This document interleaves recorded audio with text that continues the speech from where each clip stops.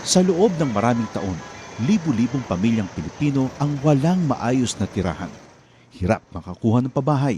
Kung meron man, hindi angkop sa disenteng pamumuhay.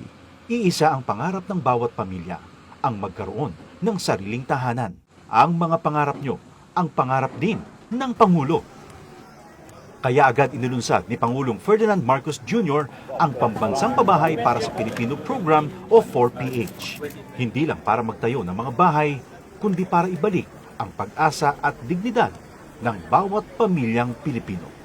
Noong nakaraang linggo, binalikan ng Pangulo ang ilan sa mga housing projects sa Pampanga para tiyakin na ang bawat pamilya may tunay na pagkakataong magkaroon ng sariling tirahan at ang bawat tahanan ligtas at dekalidad.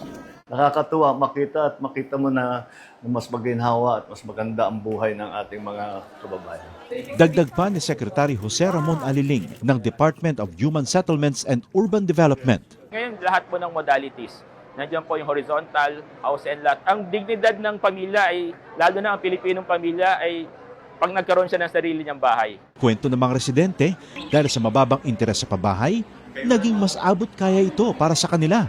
Ibinaba kasi ng gobyerno sa 1 to 3% ang subsidized interest rate para sa mga kwalipikadong benepisyaryo ng socialized housing project, aninsunod pa rin sa utos ng Pangulo. Yung mga kulang na bahay ay kagawa natin ng paraan upang lahat ng nangangailangan ng pabahay ay gagawin natin. Sa buong bansa, tuloy-tuloy ang trabaho. Isa-isang inaayos sa mga bagay na magpapagaan sa buhay ng mga Pilipino.